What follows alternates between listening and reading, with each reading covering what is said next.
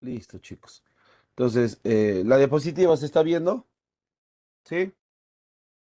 Sí, profesor. Sí, se Perfecto. ve, profesor. Muy bien, muy bien. Entonces, un poco para recordarnos lo que hemos hecho la clase anterior, en donde terminamos de ver lo que eran los mecanismos de protección que tienen los derechos humanos y estábamos viendo ya lo que era en sí la constitución política. A ver, unas tres preguntas puntualmente, ¿ya? La primera, respecto a los mecanismos de protección de los derechos humanos. ¿A cuál mecanismo llegó al Perú por el diferendo marítimo con Chile? ¿Mm? ¿A cuál? ¿Alguien?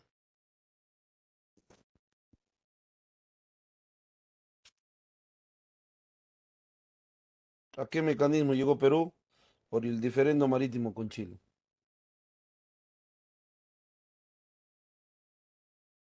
Muy bien, Leslie. Ah, A la profesor. Corte Internacional de Justicia de La Haya. Perfecto. Segunda pregunta. ¿Cuál es el país que más aportó al tema constitucional a nivel mundial?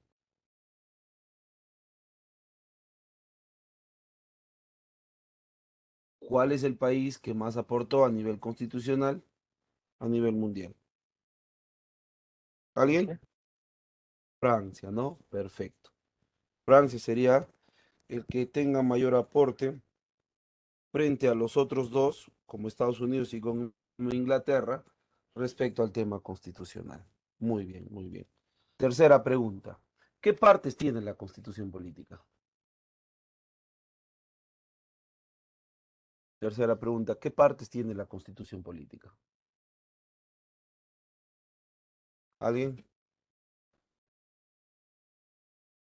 ¿Qué partes tiene la constitución política? Preámbulo, ¿Ya?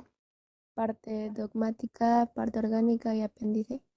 Muy bien. Esas son las cuatro partes que tiene una constitución. ¿Que será lo mismo a la estructura? ¿Ustedes qué dicen? ¿Será No. lo mismo la estructura? No, no. La estructura es de cada constitución, ¿no? Y en ese sentido el Perú ha tenido 12 constituciones, en otros términos. Entonces, cada una de esas 12 constituciones ha tenido su propia estructura, ¿no? En ese sentido, una pregunta adicional, preguntamos, ¿cuántos artículos tiene la actual constitución? Ya lo estamos viendo en la pantalla. ¿Cuántos? 206, ¿no? Y la última pregunta respecto a las 11 constituciones que hemos visto ya. ¿Cuál es la constitución que ha durado menos tiempo y más tiempo, respectivamente? ¿Cuál es la constitución que ha durado menos tiempo y más tiempo? De las 11 que hemos visto. ¿Alguien? Constitución política de 1826. Ya, esa es la que ha durado menos tiempo. ¿Y la que ha durado más tiempo?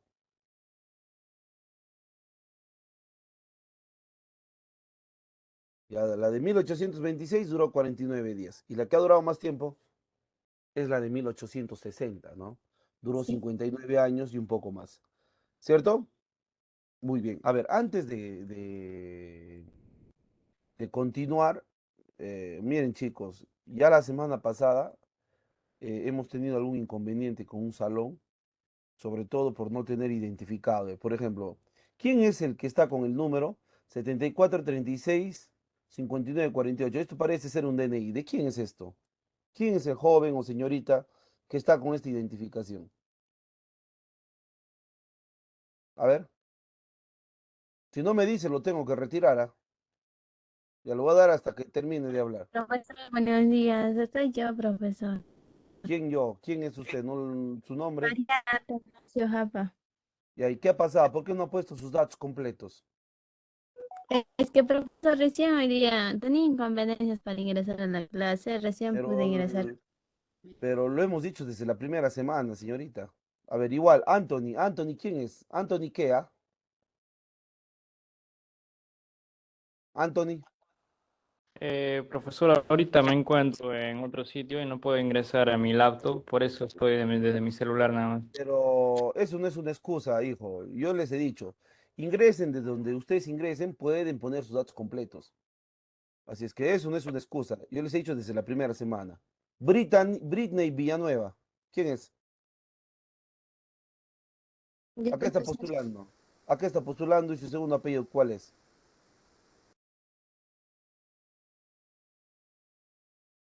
Damaris Aguilar Flores. Esperanza. ¿Quién es Esperanza? Yo, ¿Quién es Esperanza? yo, ¿Por qué no ha puesto sus datos completos, señorita? Si en la primera semana lo hemos dicho. profesor, la primera semana yo no ingresé ya que yo me Ya. matriculé No después. has ingresado la primera semana. ¿Has revisado los videos de todos los cursos que se han hecho en la primera semana? Como te digo, 2 semanas no ingresé yo, es que tenía el internet, mi internet estaba malogrado y mi celular Pero no eso tenía. no es una excusa, hija. Eso no es una excusa. Hilda Vilca Cabrera. Tengo dos Hilda Vilca. ¿De dónde está ingresando Hilda Vilca?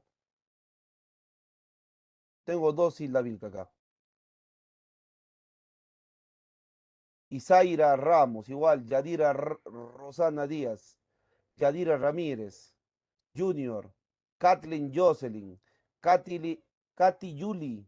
Leslie González. Roberto Cabello. Cioli Chanelli. Ya, miren chicos, ve. Hoy día no va a hacer nada.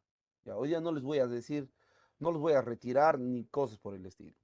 El miércoles, o perdón, el martes de la próxima semana, ustedes no están con sus datos completos, yo tengo argumentos para sacarlo. ¿Saben por qué? Porque ya en la segunda semana, en un salón de la mañana, habían chicos que estaban así como la que hace un momento hemos visto con números, otros con solo nombre, otros con un puntito, con signos de puntuación. ¿Y qué han hecho? Cuando el monitor del salón les ha reclamado, no han respondido. Y los chicos argumentaban que una hora antes de que yo entre a clases, habían faltado respeto al docente que estaba ahí. Entonces, ¿hay argumentos para retirarlos cuando no están con sus datos completos o no? Yo creo que sí. Yo creo que sí. Y así se quejen donde se quejen, chicos. Les estoy diciendo. No me digan, no me digan, profe, no se puede porque estoy desde mi celular. No les voy a creer por algo muy sencillo. ¿Está la señorita Reina Esther? ¿La señorita Reina está? ¿Sí? Reina. ¿O el joven Percy? Percy, ya. Yo tengo acá en vista Percy y Reina. Yo sé que están desde su celular, al igual que Osmali. Ellos tres están desde su celular y ponen sus datos completos. ¿Estoy equivocado con los tres? Si de repente no pueden hablar, pudieran escribir. Percy, Osmali y Reina. ¿Están desde su celular o no?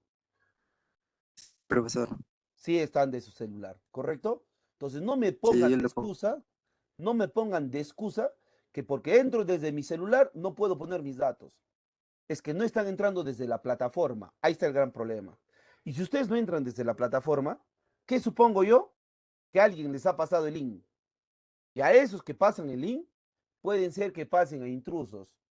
Yo no sé si los que he llamado o he mencionado, que no están con datos completos, sean intrusos o no. Pero yo sí no voy a permitir que bajo ciertos nombres o ciertos seudónimos falten el respeto. Así es que el próximo martes no están todos plenamente identificados, nombres, apellidos, carrera que postula y la condición que tienen, si son postulantes regulares o libres, yo los voy a retirar. Luego no digan, el profe está molesto, luego no digan, el profe me tiene bronca, el profe por las puras me ha sacado, por si acaso la clase está siendo grabada. Y para aquellos que recién se han incorporado en la semana anterior o en esta semana, chicos, revisen los videos, pues. O sea, todo también no van a querer que se les informe a cada rato, o sí. Inclusive ingresan tarde y todo también no van a querer mascadito. Revisen los videos. Al menos del curso, todas las clases son grabadas. Y en todas las clases que hemos grabado, hemos dado estas acotaciones. Así es que, por favor, les estoy diciendo, hoy día no voy a hacer nada. Ya en un salón he retirado, como a 6, 7. Ya, yo lo que digo cumpla. Luego no digan, profe. Ahora, ahorita yo sé que algunos van a decir, profe, ¿cómo lo hago? Eso ya no lo vamos a hacer ahora.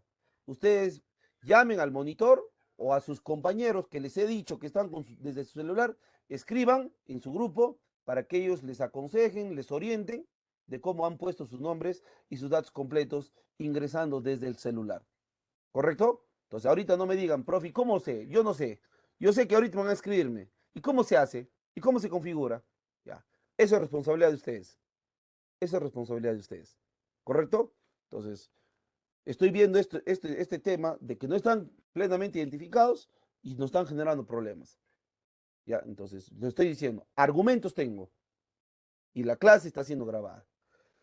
Volviendo al tema, para no dilatar más el tiempo, nos faltaba ver la última constitución, la constitución de 1993. ¿Ve? En ese sentido, esta constitución es de carácter neoliberal porque tiene que ver básicamente con el poder que se le da a las empresas privadas.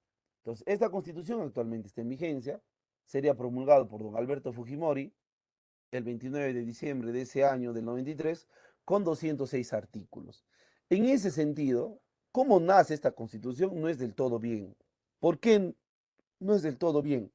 Porque Fujimori, para cambiar la constitución, tuvo que disolver el Congreso, lo cual hasta el día de hoy es criticado, ¿no?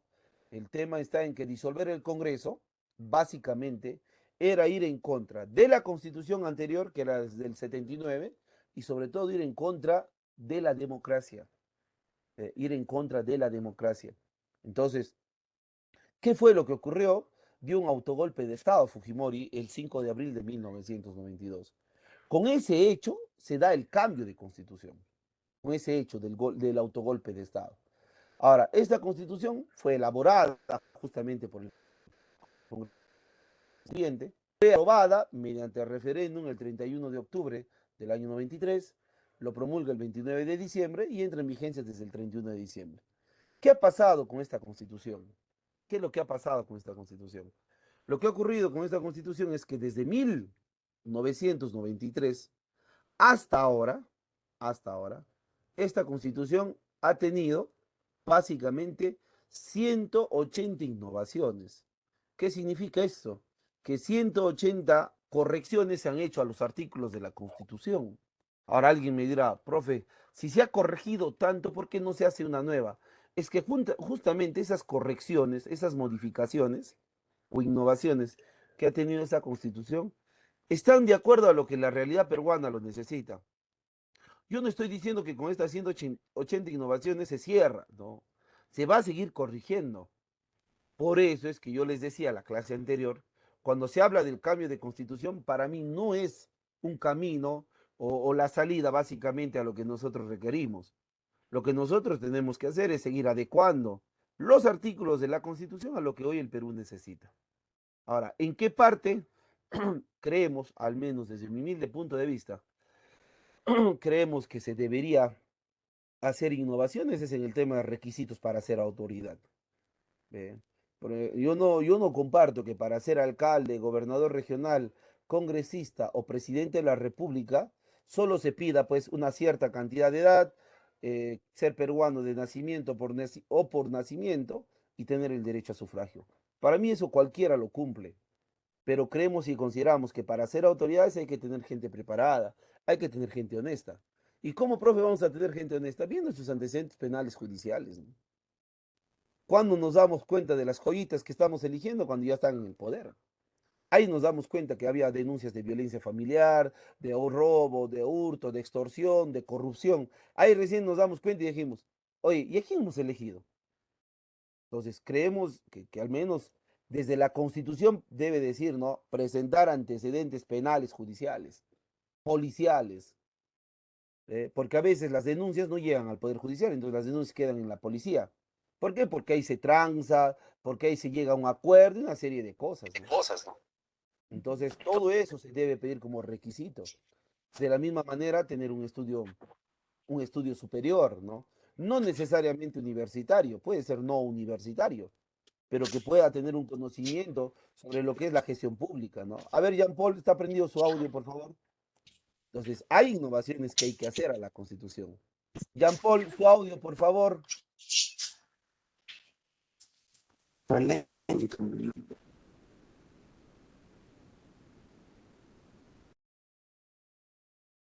Jean Paul, está prendido su audio. Entonces, eso, por ejemplo, ¿ve? Otra de las innovaciones que hay que corregir es el tema del tema económico, ¿no? Que ahora lo vamos a ver en qué sentido, ¿ve? Entonces, hay innovaciones, pero yo no creo que se deba hacer una nueva constitución. Ahora, ¿cuáles han sido las reformas políticos y sociales que se han hecho en relación a la anterior constitución? El Poder Ejecutivo con esta constitución tiene más atribuciones. Dentro de ellos, en materia legislativa, ¿no? Sobre todo el presidente de la República con los ministros de Estado pueden legislar en base a decretos de urgencia. Esa es una de las atribuciones que hoy tiene el presidente y que es gracias a esta constitución y que nos parece bueno. El presidente puede disolver el Congreso si este censura dos consejos de ministros de manera consecutiva. Con la anterior constitución del 79 se tenía que hacer a 3 consejos de ministros, entonces ahora se ha reducido a 1. Se incorpora el referéndum como un mecanismo de consulta popular, al igual que la revocatoria, la rendición de cuentas, la iniciativa de reforma constitucional y otros mecanismos de participación. También se pone como algo innovador la elección a los jueces de paz, ¿no? Que antes era a dedo, ahora ya la población los elige. Se incorpora las últimas garantías constitucionales, que ahora lo vamos a detallar, como el habeas corpus y la acción de cumplimiento. Se crea la Defensoría del Pueblo como un mecanismo o como un órgano constitucional autónomo. Se permitió, esto fue uno de los temas recontra discutidos, que se reconozca la reelección del presidente de manera indefinida. O sea, con el inicio de esta constitución, el presidente podía reelegirse las veces que le daba la gana, lo cual no era bueno, pues, ¿no? ¿Por qué? Porque con la anterior constitución política, con la del 79, no había reelección del presidente. El presidente no podía reelegirse. Y no solo él, sino también su primera dama, sus padres o sus hermanos, ¿no? En cambio, con esta constitución, en un inicio, el presidente podía reelegirse, pero en el 5 de noviembre del año 2000, cuando Fujimori ya estaba a punto de dejar de ser presidente, entonces ahí se cambiaría, ¿no?, a la no reelección presidencial. Hoy el presidente no puede reelegirse. Ahora, lo que sí está en tema de discusión es que si su esposa, sus padres o sus hermanos o familiares pueden postular en la siguiente elección. Si tú lo lees como está este artículo, no hay reelección del presidente, entonces los familiares sí lo pueden hacer. Y eso es discutido. ¿Por qué? Porque si el familiar del presidente, ponle, se reelige o postula y salga elegido, lo que va a pasar es que va a tapar pues algunos hechos del anterior que ha estado, que es su familia.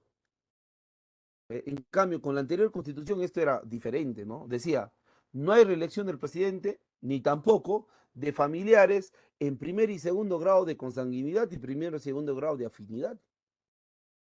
Quiere decir que no podía postular sus padres, sus hermanos y sus hijos, si es que cumplan la edad correspondiente. Ese es en consanguinidad. Y en afinidad es su esposa, sus suegros y sus cuñados, que es en primer y segundo grado de afinidad. Entonces, eso te prohibía. En cambio, esta constitución no, ¿no? Pero ya hemos dado un avance, ¿no? Ya hemos dado un avance. El Congreso volvió a ser unicameral, lo cual creemos que no ha sido correcto por todo lo que vemos en el Congreso. Y pues está integrado en un primer momento por 120 congresistas y desde el 2011 hasta acá, hasta estos tiempos, ha sido incorporado a 130, ¿no? ¿Ve? Pena de muerte por traición a la patria y en caso de terrorismo, eso lo plantea el artículo 140, de acuerdo a las normas internacionales, no es que se mata porque se mata y punto, no. Se tienen que ver los tratados internacionales y se elimina la inmunidad parlamentaria, que ha sido una de las últimas innovaciones en el tema político, ¿no? El 6 de febrero del año pasado, el Congreso, de ese momento, de todo lo malo que había hecho, al menos nos dio este aspecto positivo, ¿no? Eliminar la protección que tenían los congresistas solo por ser congresistas, ¿ve? Solo por ser congresistas, a ellos no se les podía investigar por más que hayan cometido un delito sin permiso del Congreso, ¿no? Entonces, eso estaba mal. A nivel económico, ¿cuáles han sido las reformas que ha tenido esta Constitución? El tema de la propiedad. El tema de la propiedad privada es igual para los nacionales como para los privados, para los extranjeros, perdón. Es la misma. Pues hay que respetar la propiedad privada. Se dejó de garantizar plenamente la estabilidad laboral. Esa es la razón del por qué esta constitución tiene carácter neoliberal. Hoy quien maneja la economía en nuestro país, ¿quién es? ¿El Estado o la empresa privada? ¿Quién maneja la economía del Perú? ¿El Estado o la empresa privada? La La empresa empresa privada, privada. ¿no? La empresa privada maneja el Estado, ¿no? Quiere decir que la mayoría de la población que trabaja depende de las empresas privadas. Ahora, por qué pasa esto? Trabajar en una empresa privada tiene sus ventajas y sus desventajas. La ventaja que tiene trabajar en una empresa privada es que el sueldo es bueno. El sueldo es bueno, te pagan bien, tienes inclusive tu gratificación si estás en una buena empresa privada, tienes tu gratificación en el mes de julio y en el mes de diciembre. ¿Y qué es la gratificación? Es el doble sueldo. O sea, eso es lo bueno de trabajar en una empresa privada. ¿Saben cuál es lo malo? Que en cualquier momento te puedes quedar sin trabajo. Por más que tú trabajes los años en cantidad, igualito te puedes quedar sin trabajo. Y eso es lo que te genera, pues, hoy por hoy la constitución política, ¿no? Ahora, con eso yo no estoy diciendo que a las empresas privadas hay que votarlos, o sea, no, no, no. Lo que yo quiero que ustedes me entiendan es que a las empresas privadas no hay que darle demasiado poder de decisión. Ese es el gran detalle. Le hemos dado demasiado poder de decisión a las empresas privadas. Miren qué es lo que pasa con los precios. Miren, les voy a poner un caso, ¿ya? Y no es que yo lo defienda a Pedro Castillo, pero miren, ¿ah? Hace un par de meses, cuando el precio del dólar estaba más de 4 soles, ¿a quién le echaban la culpa? ¿A quién le echaban la culpa? Al presidente. Al presidente. ¿Y en sí tiene responsabilidad? Sí, pues, tiene responsabilidad, ¿no? Subió el precio del dólar, subieron los precios de los productos de primera necesidad, dentro de ellos el pan, el arroz, el azúcar y todo lo demás. El presidente es el culpable, ese vago, bueno, para nada, no sabe nada, ¿cierto? Eso se decía. Hasta ahí, con, digamos, cierta razón. Cuando baja el precio del dólar, algo hablaron del gobierno, ¿no? Nada. No dijeron nada del gobierno. Ah, bajó el precio del dólar, hay que siga bajando. Pero ¿saben dónde está el problema? En que si supuestamente el precio del dólar sube y los productos de primera necesidad también suben, ahora que el precio del dólar está a 3.7, ¿por qué no bajan los productos de primera necesidad? ¿Por qué no baja el combustible? ¿Por qué no lo hacen? ¿El culpable es el presidente? ¿Seguirá siendo culpable el presidente de que pese a que el precio del dólar ha bajado, los productos siguen igual? ¿Ah? No, no, ¿Será profesor. culpable el presidente? Ya no, pues. ¿Por qué? Porque estamos en una economía de libre mercado. Y al estar en una economía de libre mercado, ¿quiénes son los que ponen, suben, bajan los precios de los productos de primera necesidad? No es el Estado, sino, profe, es la empresa privada. ¿Y por qué ocurre eso en nuestro país? Porque la Constitución así lo establece. Que sí, claro. ¿Ve? La Constitución le da poder a la empresa privada. ¿Ve? Y hoy ellos son los que manejan, pues, nuestra economía. ¿Ve? Ellos son los que manejan nuestra economía. Ahí viene el tema. El sector externo es la liberación de los mercados. Es importante importar y exportar. ¿Ve? Eso es lo que a mí me daba risa a veces cuando la gente opositora a Castillo decía, ¿no? Ahora que se va a llegar al poder, vamos a hacer como Cuba, vamos a hacer como Venezuela. Y bueno, ya va casi 10 meses de gobierno Pedro Castillo.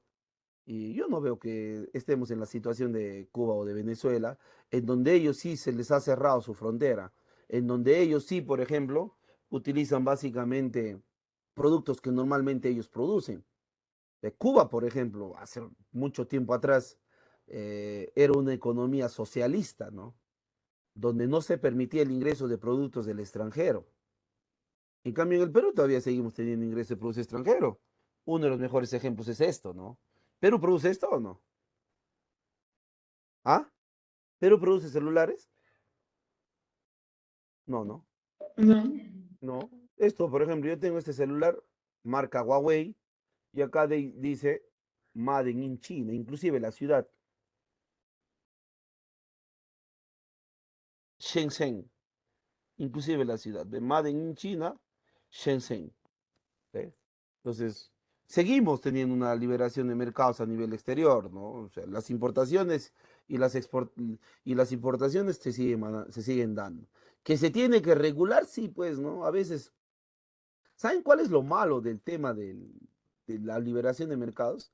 Es que nosotros compramos cosas que producimos acá. Eso, en términos económicos, se llama dumping. Eso se llama dumping. ¿Ve? Comprarle al mundo algo que tú produces es dumping. ¿Y con qué productos estamos generando este problema? Con el arroz. Con el arroz.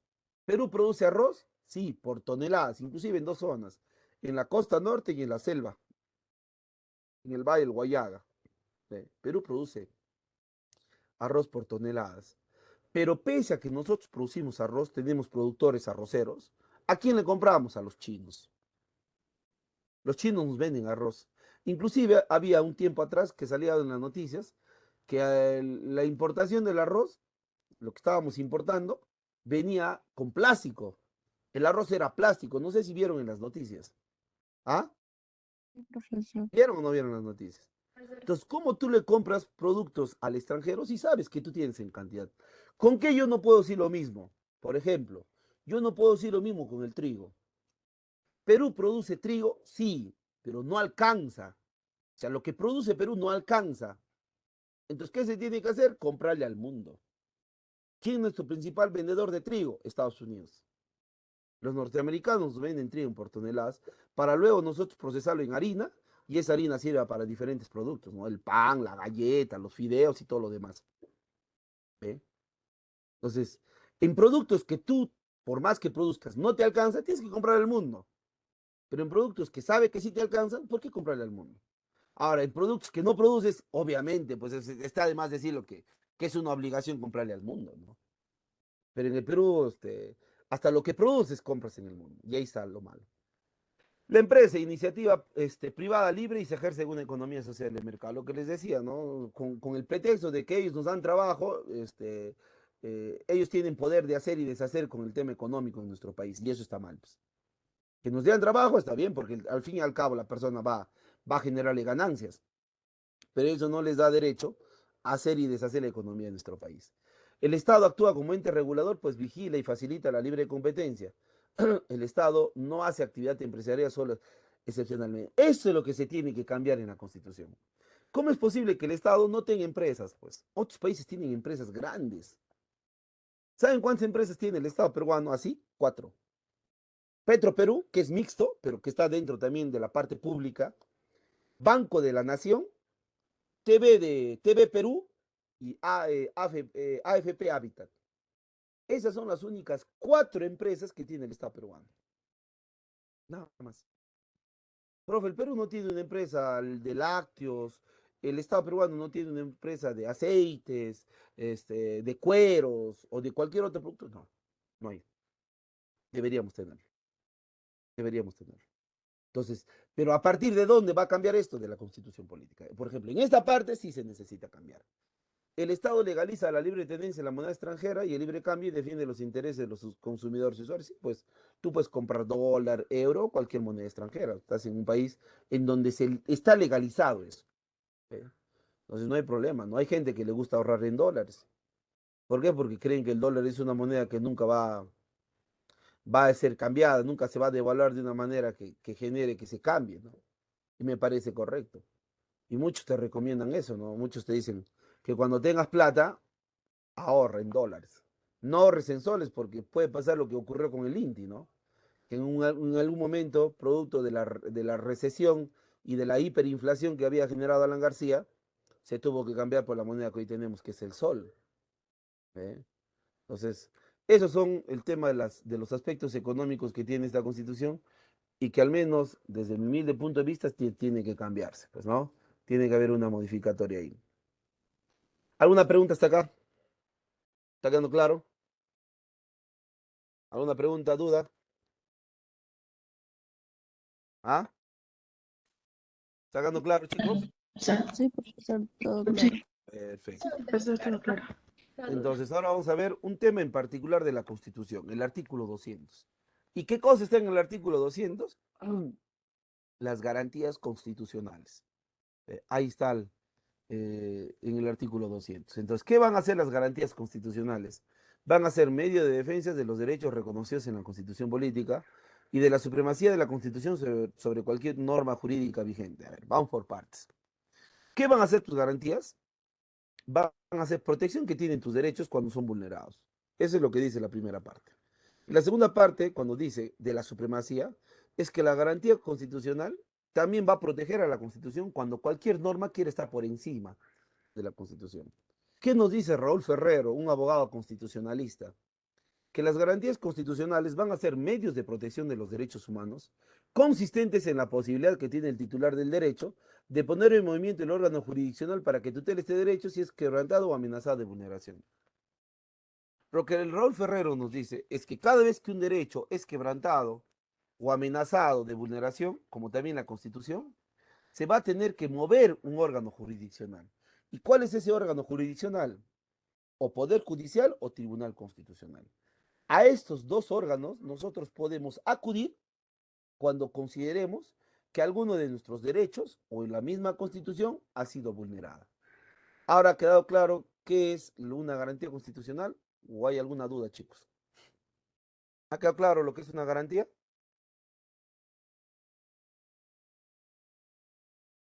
¿Ah? ¿Sí? Volverla a repetir, por favor. No hay ningún problema, Esperanza. Lo que les digo es que las garantías van a ser protección, defensa, que todos nosotros tenemos cuando tus derechos son vulnerados. Por ejemplo, a usted le vulneran el derecho a educarse porque es mujer. Pero no le dejan entrar a una universidad pese a que es ingresado. ¿Solo por qué? Porque es mujer. Entonces, tú vas a tener que utilizar una garantía para que ese derecho que te han quitado, te han vulnerado, que es la educación, se te restituya y se sancione a los responsables que han cometido ese hecho. Eso es lo que hace una garantía, protegerte derechos. ¿Ahora queda claro? Sí, quedó claro. Muy bien. ¿Cuántas garantías constitucionales tenemos? Seis. Seis garantías constitucionales tenemos. La primera, quizás una de las más importantes, es la acción del habeas corpus. Este término habeas corpus son palabras latinas. En castellano significa traedme el cuerpo o protegedme el cuerpo. Eso es lo que significa en castellano esta garantía. ¿Cuándo fue incorporada? Eso ya lo hemos visto en la clase anterior, en la Constitución de 1920. Entonces, ¿qué nos dice el libro? Vamos a leer, porque luego este es un cuadro de resumen. ¿Ah? Ustedes tienen todo detallado en su libro. Este es un cuadro de resumen. A ver, ¿qué nos dice a la letra la acción del habeas corpus? Dice, artículo 200, inciso 1. Procede ante el hecho de la omisión por parte de cualquier autoridad, funcionario o persona que vulnere o amenace la libertad individual y los derechos constitucionales conexos. En resumen, facilito. ¿Qué es lo que te va a proteger? ¿Qué es lo que te va a cuidar el habeas corpus? Es tu libertad. Nadie puede detener a una persona, ni la misma policía, si no hay argumentos válidos.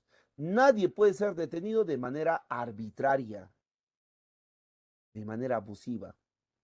Si lo hacen las autoridades, estarían cometiendo un delito. Se llama secuestro agravado. Profe, ¿cómo recupero mi libertad cuando yo considero que he sido detenido injustamente? A ver, Natalie, está prendiendo su audio. Disculpe, profesor, mi internet está lento y no se puede desactivar. Y así, si ocurre ese problema, lo más recomendable es que tú te retires de la sala y luego vuelvas a ingresar. Ya, Eso es lo más profesor. recomendable. Así se va a corregir en la plataforma. ¿Ya? Entonces les decía eh, mm, que nadie te puede quitar tu libertad. Que nadie puede quitar tu libertad. ¿Y cómo lo vas a recuperar? Con una acción de habeas corpus. Esta garantía constitucional, ¿ante quién se presenta? Ante un juez especializado en lo penal, como también, creo que faltó en el libro agregar, el TCI. ¿Qué es el TCI? El Tribunal Constitucional. ¿Sí? Entonces, ante esos dos órganos se puede presentar una acción de habeas corpus. Básicamente, uno de los mejores ejemplos es cuando nos quitan nuestra libertad física. Y te voy a hacer un ejemplo. ¿Ya? Te voy a hacer un ejemplo.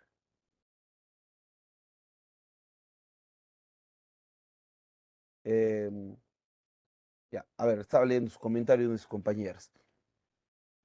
Suponiendo que yo estoy andando por la calle y viene la policía y me dice, señor, ¿qué ha detenido usted? Muy bien, le digo. ¿De qué se me acusa? Ah, ya, a usted se le acusa de robo. Acompáñenos a la comisaría. Yo no pongo resistencia y acudo a la comisaría. La policía, según la constitución política, ¿cuánto tiempo me podría detener como máximo ahí?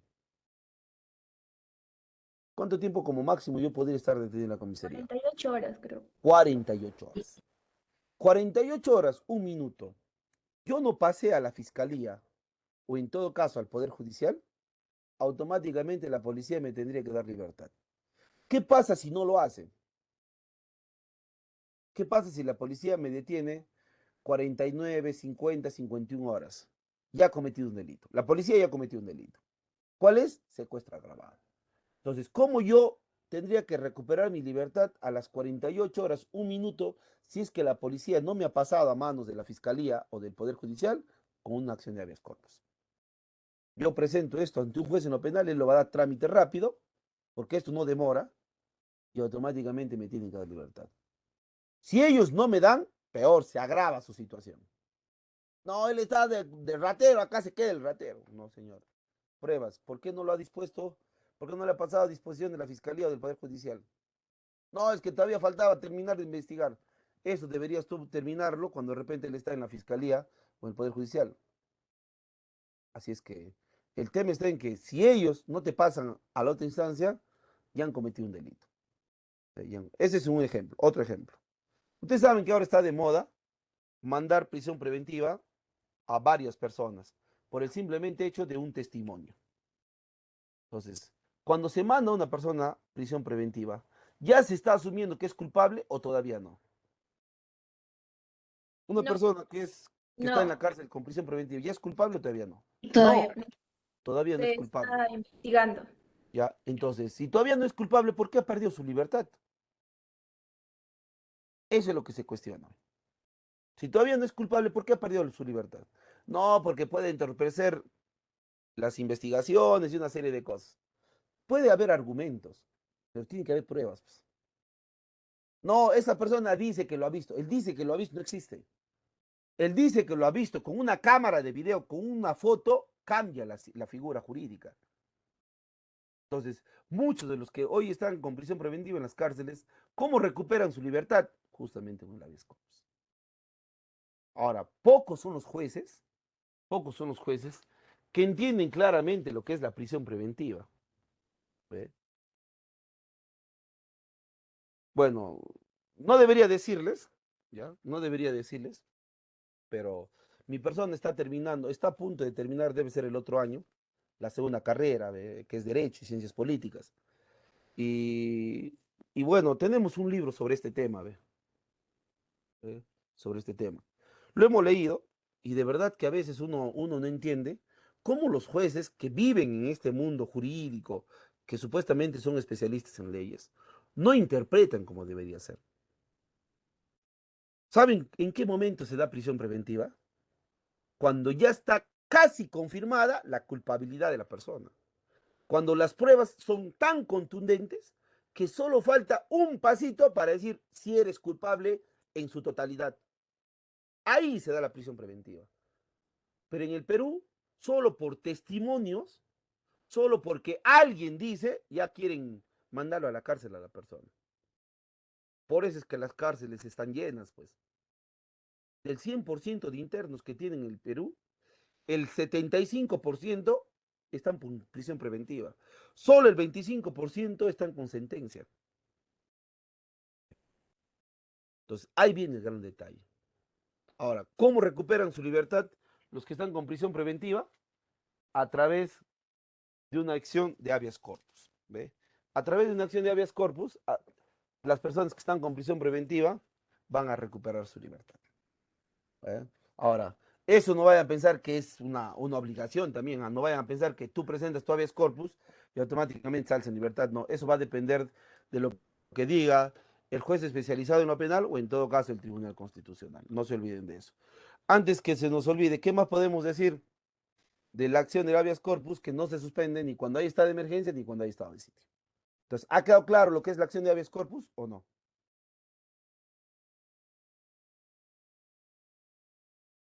¿Ha quedado claro, chicos? Muy bien. Segunda garantía, la acción de amparo. La acción de amparo fue incorporada en la Constitución del 79. ¿Y qué nos dice? La acción de amparo dice, procede contra el hecho de la omisión por parte de cualquier autoridad, funcionario o persona que vulnere o amenace los demás derechos reconocidos por la Constitución. No procede contra normas legales ni contra resoluciones emanadas de procedimiento regular. En resumen, qué nos protege la acción de amparo? Todos nuestros derechos que están en la Constitución, excepto dos. ¿Cuál? El derecho a la libertad y el derecho a la información. Profe, ¿y por qué la acción de amparo no te va a proteger ni la libertad ni la información?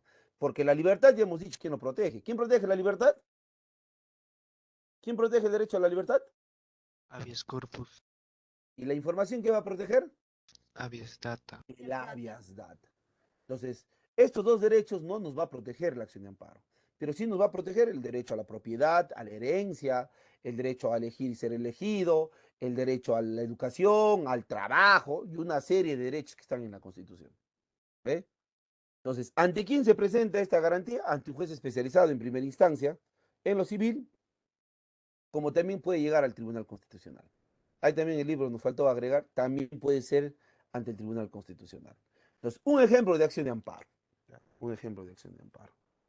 Este, yo trabajo para una institución pública, ejemplo, ya, trabajo para el Poder Judicial. Y de pronto un día voy a laborar y el vigilante me dice que yo ya no trabajo porque el presidente del Poder Judicial de Huánuco y el jefe de recursos humanos así lo han impuesto, así lo han dispuesto. Entonces, pero yo soy nombrado y para que a mí me despidan, yo debería haber cometido una falta administrativa grave. Ejemplo, ir borracho a trabajar, haberme peleado con mis jefes inmediatos, ser un trabajador totalmente peleandero. Esas son faltas graves. No cumplir con mis funciones. Pero si yo no he cometido ninguno de estos, no me tienen por qué sacar del trabajo. Inclusive, a mí me tiene que hacer un proceso administrativo para yo dejar de trabajar. No es de la noche a la mañana. Pero suponiendo que eso ha ocurrido, de la noche a la mañana me han dicho que yo ya no trabajo. Entonces, ¿qué es lo primero que yo voy a hacer? Yo lo primero que voy a hacer es traer a la policía. ¿Por qué a la policía? Porque la policía tiene que certificar que me están vulnerando un derecho. En este caso, el derecho al trabajo. La policía viene, yo llamo a la policía, va a levantar un acta a la policía, ¿no? El señor Hammerlin Trujillo se le ha imposibilitado de ir a cumplir sus labores. Tal día, tal hora, argumentando que por disposición del presidente del Poder Judicial y del jefe de recursos humanos, él ya no labora ahí, sin argumento alguno. Yo lo primero que tengo que hacer es certificar que me han vulnerado el derecho al trabajo. ¿Y quién me va a certificar eso? La policía. Hasta ahí, yo todavía no presento una acción de amparo. Hasta ahí todavía no. Yo voy a tomar acciones legales. Yo voy a pedir con una solicitud al presidente del Poder Judicial y al jefe de recursos humanos el porqué de mi despido. El porqué de mi despido. Entonces ellos argumentarán, no, usted ha sido despedido porque, bueno, me caes mal, de repente porque eres morenito, de repente porque eres de Huánuco, no sé, tendrán sus argumentos. ¿Y qué pasa si ninguno de los argumentos tiene que ver con las faltas que yo les hace un momento he mencionado? Yo no tendría por qué ser despedido. Si ellos en sus argumentos no mencionan ninguno de lo que yo he dicho, haber llegado borracho, pelearme con alguien, no sé, simplemente ese despido no sirve. Entonces yo voy a presentar primero una demanda. Yo voy a demandarlos a ellos por abuso de autoridad. Primero, todavía no hay una acción de amparo. Primero los voy a demandar por abuso de autoridad y por despido arbitrario. Entonces, ese es un proceso. Pero ¿qué pasa si yo después de este proceso pasa el tiempo, un mes, 2 meses, no vuelvo a trabajar? Yo ya tengo familia y tengo que mantener. Entonces yo voy a presentar mi acción de amparo. ¿Ante quién? Ante un juez especializado en lo civil. Primero yo tengo que agotar la instancia jurídica. ¿Ve? Los delitos que ellos han cometido, ellos me tienen que responder. Pero si yo veo que en ese tiempo la justicia demora, porque ustedes saben que en Perú la justicia tarda una vida, yo presento una acción de amparo. El juez en lo civil acepta mi acción de amparo y automáticamente yo tengo que volver a trabajar. ¿Por qué? Porque me han vulnerado un derecho constitucional, el derecho a trabajar. Pero ahí no queda todo. El proceso que yo los he denunciado, estos dos, sigue. Ellos van a seguir denunciados. El proceso, este delito han cometido ellos. Pero ¿saben cuál es el detalle? En que supongamos que yo vuelva a trabajar después de 6 meses. La acción de amparo, ¿qué te dice? Que yo vuelva a trabajar a la misma área donde estaba laborando con el mismo sueldo y que se me tiene que pagar unos daños y perjuicios que me han ocasionado. Quiere decir que si yo 6 meses he dejado de trabajar y ganaba 2.000 a 3.000 soles, ponle 2.000 soles mensuales, ellos me tienen que devolver 12.000 soles que yo he dejado de percibir. Ah, profe, o sea, sin trabajar tú vas a ganar 12.000 soles. Es que no ha sido por mí, pues. ¿Por culpa de quién ha sido? De gente irresponsable. Pero ahí no queda todo. Ah, profe, más todavía, claro. ¿Qué pasa si yo en 6 meses he tenido pérdidas económicas? He tenido daño moral, inclusive me he enfermado. ¿Yo puedo denunciarlos a la institución por daños y perjuicios? Sí. Y ahí ya depende de mí. Si yo digo, me han dañado por un monto de 200.000 soles, los denuncio. Profe, muy aparte a la primera denuncia que han hecho por abuso de autoridad, exactamente. Profe, ¿y qué pasa si un juez le da la razón de los 200.000 soles por daños y perjuicios? Yo lo cobro, pues.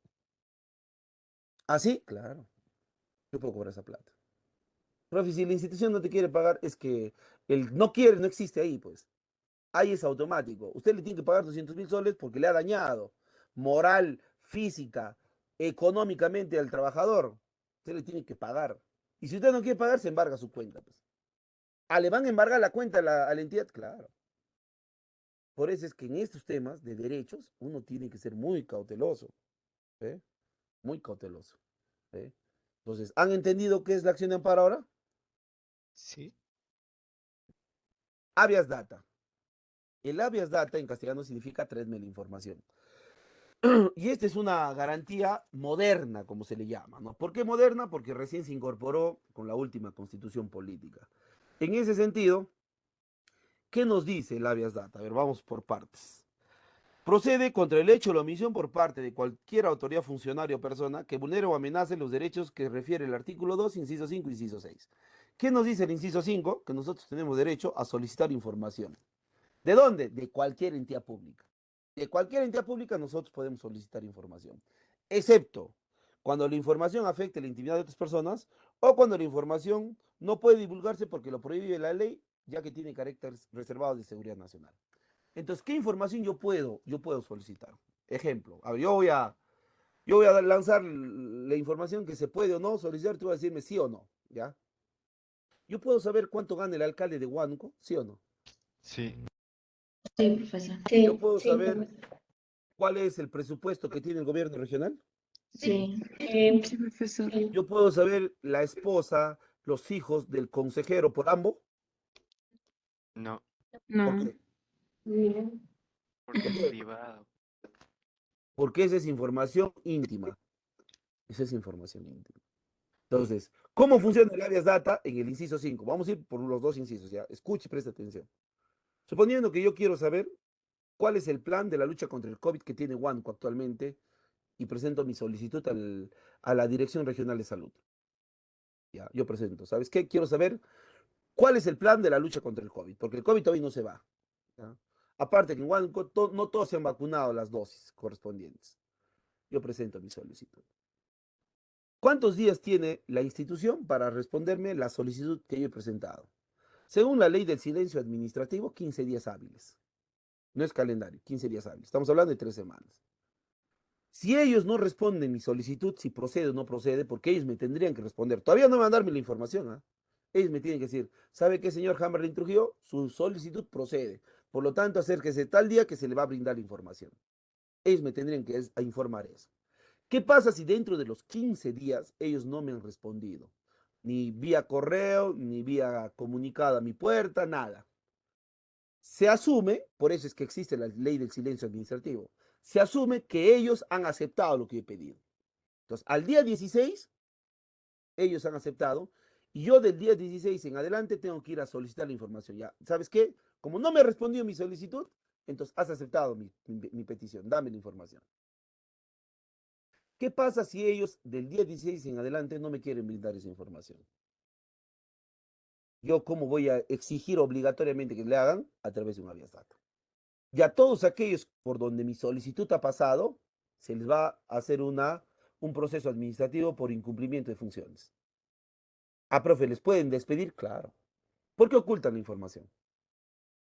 Porque algo esconden, ¿cierto? Entonces, ellos me tendrían que dar la información. ¿Para qué? Para yo saber cómo se está trabajando en este problema que es la lucha contra el COVID. ¿Ve? Entonces, así es el habeas data según el inciso 5. ¿Acá claro? Sí, profesor. ¿Qué dice el inciso 6? Que toda persona tiene derecho a que los servicios informáticos o no, acá faltó agregar o no suministren información que afecte nuestra intimidad personal y familiar. Si nosotros no hemos autorizado información íntima que sea difundida por cualquier medio, sea informático o no, público o privado, no lo pueden hacer. Aquella persona, empresa, institución que lo haga, simplemente será sancionado y toda esa difusión yo lo voy a suspender presentando mi habeas data. Ejemplo entonces. Ustedes saben que cuando los menores de edad están metidos en noticias, los canales de televisión pueden mostrar su rostro y dar sus datos completos. No, profesor. ¿Por qué? No, profesor. Porque es un derecho de protección al menor. Se tiene que proteger al menor. Pero ¿qué pasa si yo como padre autorizo que de repente mi hijo que está metido en una noticia muestren su rostro y den sus datos? Cambia la figura. Pero si la institución o si la empresa, el canal de televisión o cualquier medio brinda datos de mi hijo sin mi autorización, yo lo denuncio. ¿Y cómo yo suspendo? Con un habeas data. Eso es lo que dice el inciso 6. Nadie puede suministrar información que afecte nuestra intimidad. Eso es lo que nos dice el inciso 6. ¿Ante quién se presenta? Ante un juez especializado, también en primera instancia en lo civil.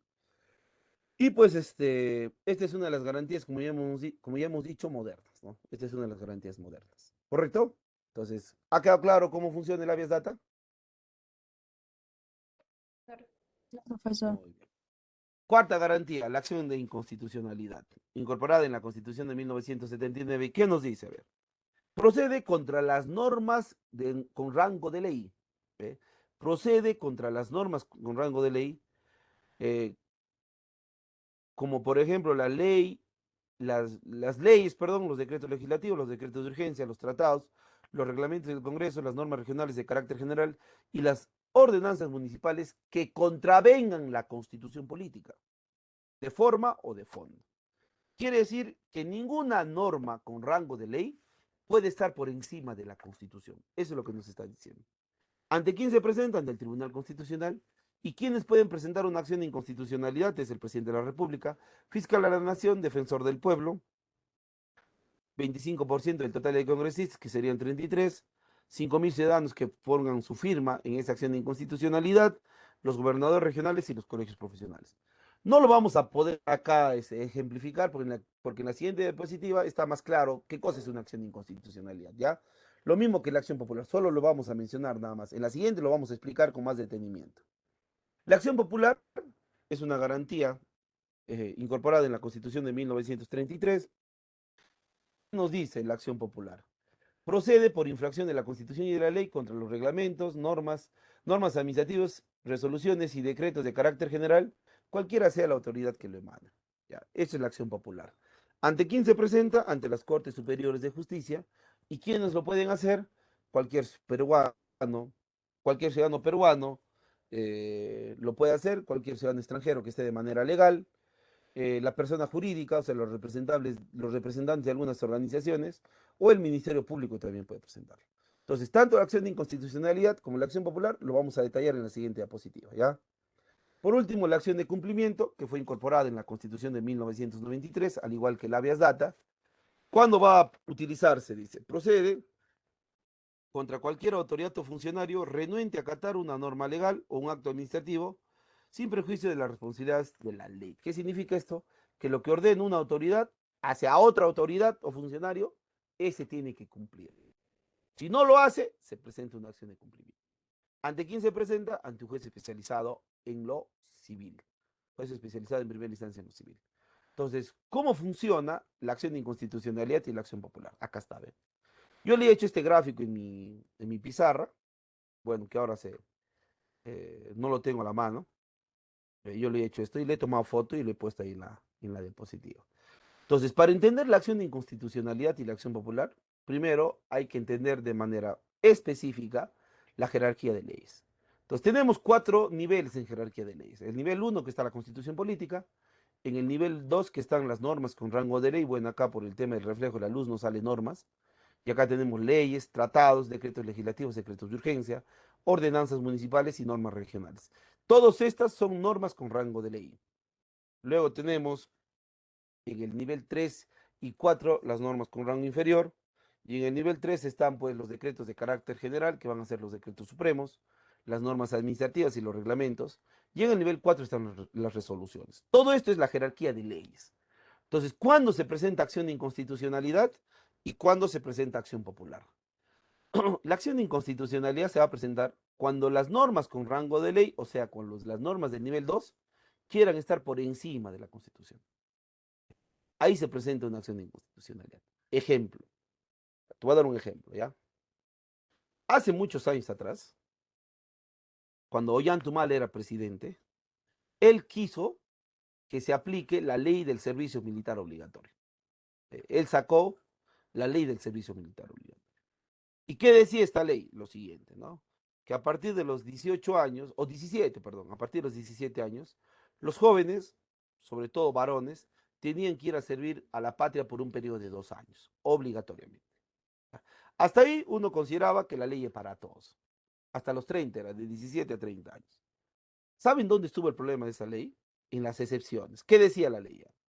Iba a ser por sorteo, no iban a ir todos, no todos los de 17 años, sino iba a ser por sorteo, y cada vez que se cumplía, entraba un nuevo grupo y así sucesivamente. Hasta ahí estaba interesante la ley del servicio militar.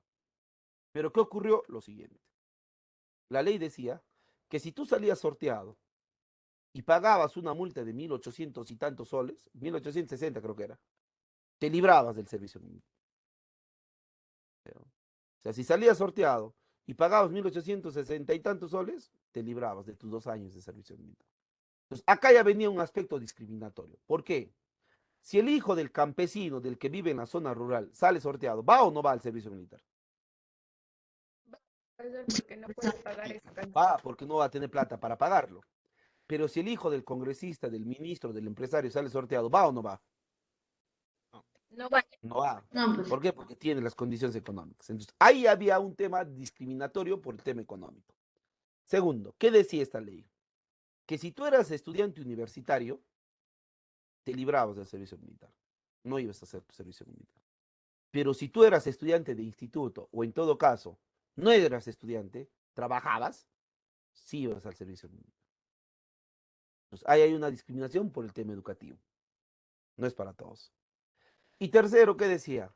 Que si tú muy joven tenías familia, ya no podías ir al servicio militar.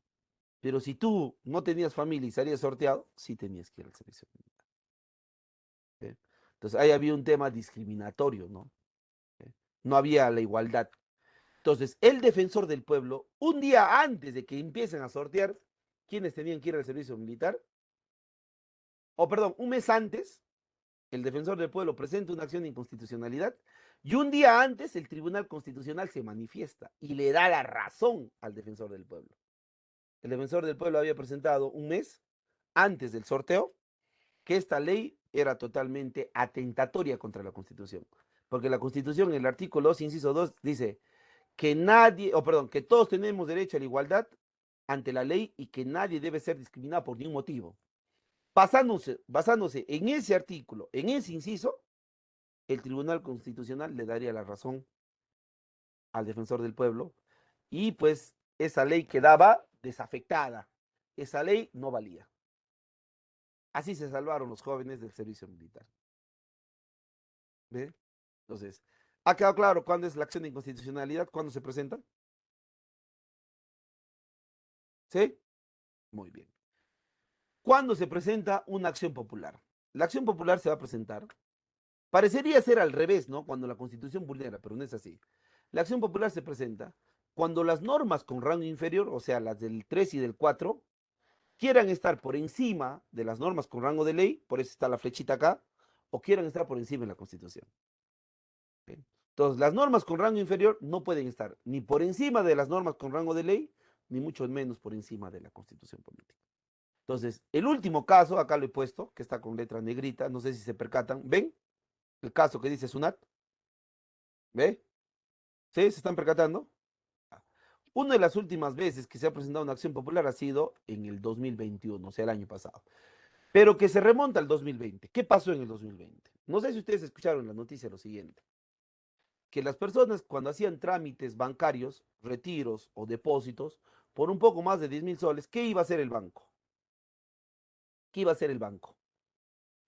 Iba a reportarlos a la SUNAT, ¿ya? Iba a reportarlos a la SUNAT. ¿Por qué? Porque supuestamente había mucho lavado de activos, ¿ya? Bajo ese motivo, bajo ese motivo, el gobierno de Francisco Sagasti, porque Sagasti todavía estaba en diciembre del 2020 hasta julio del 2021, había sacado un decreto supremo, o sea, una norma de rango inferior del nivel 3, decreto de carácter general, para que se pueda supuestamente ir en contra del lavado de activos. Hasta ahí, ir en contra del lavado de activos siempre ha sido un problema que le ha generado en el Perú, porque no tenemos a veces los mecanismos, las leyes necesarias para ello. Pero dar este decreto, el decreto 430-2020, era atentatorio. Pues. Ahora te voy a decir por qué. Suponiendo que yo soy un vendedor de comida ambulante, ya, todos los días gano 70 soles, 80 soles, vendiendo comida, ¿no? En la mañana mi desayuno, en la tarde mi almuercito y en la noche mi cenita. Y mi ganancia líquida, dejando de lado lo que gasto en ingredientes, combustible y todo lo demás, es 70, 80 soles. Suponiendo que sea 70 soles. Yo trabajo de lunes a viernes nada más, sábado, domingo me descanso. 70 soles por 20 días, viendo 4 semanas por mes, estás hablando de 1.400 soles. Mi ganancia, ¿ya? De los 1.400 soles, 400 soles es para mis gastos de mi casa. Luz o energía eléctrica, perdón, servicio de agua potable, por ahí internet o X cosa. 400 soles. Ya ponle 500. Son 900 soles, 900 soles que yo voy a tener de mi ganancia. Líquido, mi ahorro. 900 soles por 12 meses, ¿cuánto es? ¿Cuánto es 900 soles por 12 meses? 108, ¿sí? 10.800 soles. ¿Sí? ¿Estoy bien? 10.800 soles si es que yo no me gasto nada. Tú sabes que tener plata en casa es un peligro. 10.800 soles tengo en mi casa, en mis libros, en mi ropero, en mi caja fuerte, es un peligro.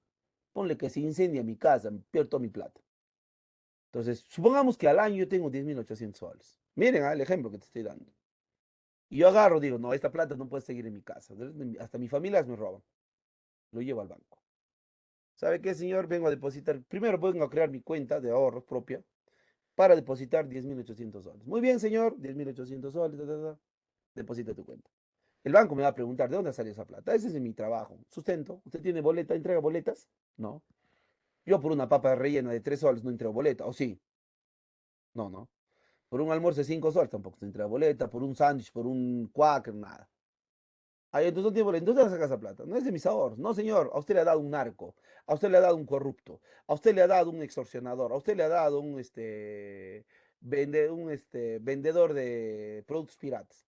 No, señor, ese es mi trabajo. No, sustenta, pues.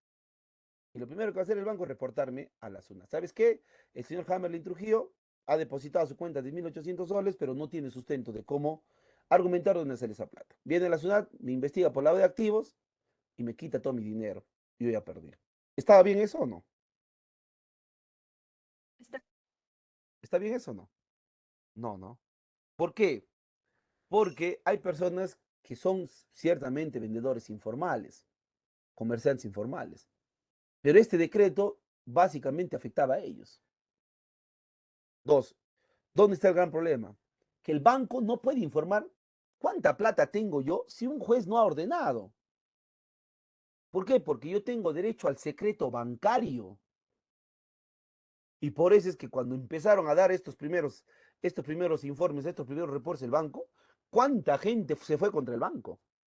¿Quién te ha dicho a ti que informes cuánta plata te han depositado a mis cuentas? ¿Quién te ha dicho a ti?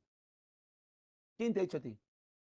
No, ¿qué es disposición del gobierno? Listo. Disposición del gobierno, voy a sacar todo mi dinero. Listo. Yo no quiero trabajar contigo. Me voy a otro banco. No, señor, ¿cómo te vas a ir? Te vamos a dar las mejores tasas. ¿Quién te ha dicho a ti que informes mi plata? O sea, a mí me roban, me extorsionan, a ti te echa la culpa. ¿Tú me vas a devolver? Entonces, ahí viene el problema. el 7 de enero del 2021, no pasó mucho tiempo, el 7 de enero del 2021, un staff de abogados de Lima presentó una acción popular justamente contra este decreto supremo, contra este decreto supremo. ¿Ve? Y al poco tiempo la Corte Superior de Justicia de Lima le dio la razón. Por eso es que ahora los bancos no pueden informar de la plata que nosotros estamos retirando o estamos depositando. Excepto cuando hay qué cosa, que he dicho hace un momento, excepto cuando hay qué cosa, Desde el juez. Cuando el juez lo cuando hay una orden judicial. judicial. Social. Cuando hay sospechas que yo, por ejemplo, estoy metido en delito financiero, el fiscal le va a decir al juez, señor Hamelin Trujillo, ha incrementado su patrimonio de la noche a la mañana fuertemente. Tiene propiedades a su nombre, tiene plata en el banco, tiene carros y solo es profesor del CEPRE. Que con el sueldo del profesor del CEPRE puede tener todo esto. Entonces, ahí hay sospecha, ¿no? A ver, señor, queremos saber cuánto han sido sus depósitos de su sueldo que trabajaba como profesor, si de repente ha tenido un trabajo extra y si eso equivale a todo lo que tiene. Ah, ya, tiene 5 casas. ¿En cuánto tiempo ha comprado? En un periodo de 3 años. Préstamos bancarios, no tiene. Por ahí un préstamo de 20.000 soles, pero con 20.000 soles no te puedes comprar 5 propiedades, pues. Tiene como patrimonio a su nombre un Lamborghini. ¿Con la plata del suelo de profe? No, ¿cómo? Pues no hay. Entonces, ahí recién hay sospechas, ¿no? Ahí hay sospecha de que, por ejemplo, la plata que yo estoy utilizando en compra de mis propiedades es plata mala vida, ¿no? Es plata ilegal, no plata falsa. Muchos confunden plata falsa con plata ilegal, no. La plata ilegal es plata verdadera. Lo que ocurre es que esta plata no está dentro del sistema financiero. ¿De dónde viene? Del narcotráfico, ¿no? Supongamos que yo estoy lavando dinero porque tengo un familiar que es narco, uno de los capos del Perú. Ah, entonces yo estoy como fachada, ¿no? A mí me han utilizado como fachada, ¿por qué? Porque como yo soy profe del CEPRE, por ahí trabajo en otro lugar más, entonces hay como sustentar sus ingresos económicos. Pero si yo no equiparo lo que yo tengo como ingresos, como lo que yo tengo en propiedades, entonces hay algo de malo, ¿no? Ahí me va a decir, señor, usted trabaja como profesor del CEPRE, sí, y trabaja en otro lugar. ¿Cuántos son sus ingresos? 4.000 soles. 4.000 soles. ¿Cuánto tiempo trabaja en CEPRE? Cada 3 meses. O cada 2 meses y medio, cada vez que hay ciclo. Ah, ya. ¿Cuántos son sus ingresos? Acá y acá. Muy bien. ¿Y dónde compra su Lamborghini usted? A préstamo bancario. ¿Qué banco? Tal. A ver, señor el banco, ¿cuándo? No le ha sacado solo 4.000 soles. Ya me termino de pagar todavía en 3 meses. Rapidito me ha pagado. Ah, todavía saca préstamo y no ha cumplido el proceso de pago normalmente, ¿no? Al toque me ha pagado. Muy bien. ¿De dónde saca plata, señor? Ah, me he ganado la lotería, la tinca me gana 2 millones de soles. ¿Así? A ver, señores de la tinca, ¿en qué banco le han depositado 2 millones? No, él nunca se ha ganado la lotería. Hoy hasta las loterías, cuando tú te ganas, son bancarizadas, pues. Se no te entregan, ah, ¿sabes qué? Ahí está tu maleta de 2 millones. Eso no existe, pues. Hoy toda la plata de loterías, por más de 10.000 soles, es bancarizado. O sea, te entregan una cuenta bancaria. ¿Eh? ¿Para qué? Para que ese dinero entre al sistema financiero. ¿Te das cuenta? ¿Eh? Entonces, eso es básicamente el tema de este decreto supremo. ¿Ya? Ese es el tema. ¿Ve? Entonces, ¿ha quedado claro lo que es la acción popular con este ejemplo? ¿Sí? Sí, profesor. Muy bien, perfecto. Hemos tenido la visita del pequeño. Listo, no hay ningún problema. El último tema, los regímenes de excepción. En el artículo 137 de la Constitución Política, el presidente de la República, con el acuerdo de los ministros, puede decretar por un plazo determinado en todo el territorio nacional o en parte de él y dando cuenta al Congreso o a la Comisión Permanente los estados de excepción que este artículo contempla.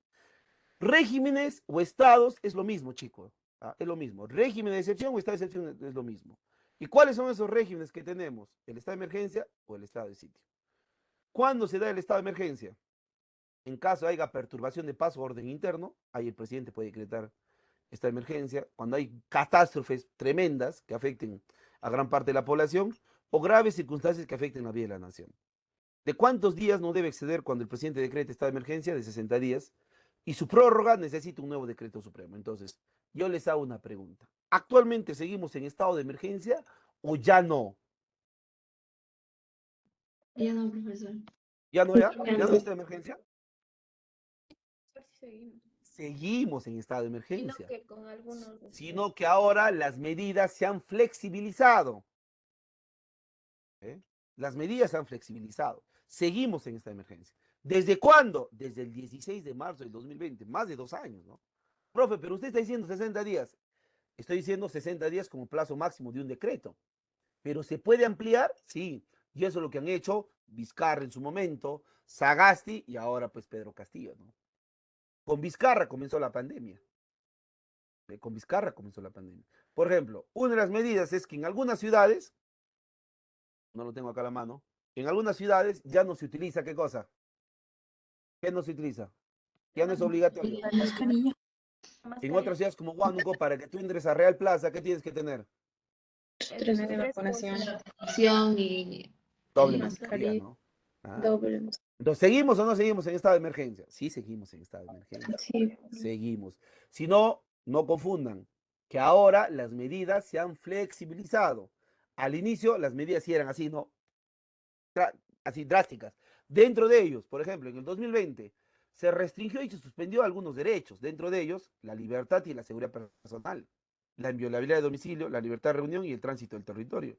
Por ejemplo, tú podías andar en el 2020, en varios meses del 2020, a altas horas de la noche, como ahora, No, 1 de la mañana podías andar tranquilo. No, no. no. Ven, ven, ven, ven. ¿Qué haces acá andando? No, he salido a pasear, vamos a la comisaría, detenido. ¿Por qué? Porque esos derechos se han suspendido. ¿Podías hacer fiestas? No. No. ¿Reuniones sociales? No. Tampoco. Si tú lo hacías, ¿qué pasaba? ¿Qué hacía con la policía? ¿Te tocaba la puerta? Comisaría. Señor, ábreme, por A la favor. comisaría, por favor. Nada. Rompiendo la puerta entraba, ¿no? Por el techo, por la ventana, ya, listo, detenidos todos. Pero señor, ¿por qué ha roto mi puerta? Está de emergencia, señor, señora. Y si te ponías bravo, brava, peor, agravabas tu situación jurídica, ¿no? Lo podías peor, ¿no? Entonces, si ya estabas en falta, ¿qué es lo único que tenías que hacer? Es cerrar la boca y asumir las sanciones. Sí, señor. No había otra. Rosemary, estoy escuchando su audio, por favor. Rosemary Irene, porque no va a ser que haya dos Rosemarys, como hace un momento. Ya, entonces, estado de emergencia es eso. Ahora, ¿cuál fue el motivo que el presidente decretó estado de emergencia? Graves circunstancias que afectan la vida de la nación, ¿no? Por ese motivo el presidente decretó el estado de emergencia. Ahora, ustedes saben que, mírenme, yo lo único que he aprendido después de todo esto, más sea de valorar la familia, mi vida, la de mi esposa, la de mi hijo, lo que he aprendido es que este es el inicio de lo que se viene después. Y ya lo estamos viendo, ¿ve? No hemos terminado de cerrar la pandemia del COVID-19 y qué nueva epidemia está saliendo ahora en Europa y en África. El que te sale. ¿Cómo se llama? El mono, ¿cómo se llama?